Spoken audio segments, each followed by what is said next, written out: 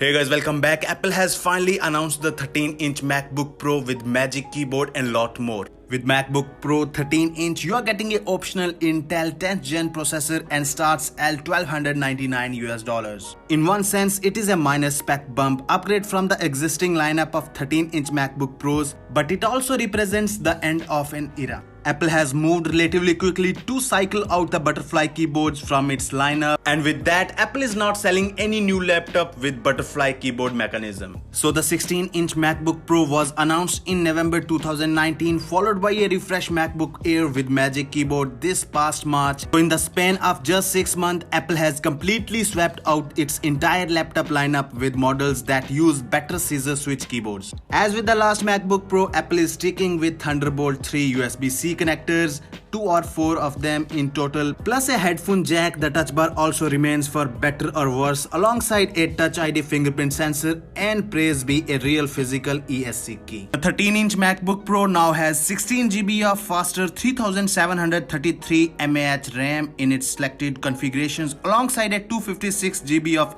SSD, and the RAM can be upgraded up to 32GB and the storage up to 4TB. And Apple says that the 10th Gen Intel processor have a turbo boost up to 4.1 GHz, and that the new Intel Iris graphics supports the Pro Display XDR at full 6K resolution. Now talking about the pricing and storage options, the base model, which is priced at $1,299 also come with 256GB of storage, up from the 128GB in prior models, but it lacks the 10th Gen processor and starts with 8GB of RAM. And guys, an upgrade to 16GB of RAM is also available for $100. And you can pre-order MacBook Pro 13-inch right now from the Apple website. That was it for today's guys. I hope you liked the video. If you liked the video, hit the like button, share this video and subscribe to our YouTube channel. Thank you so much.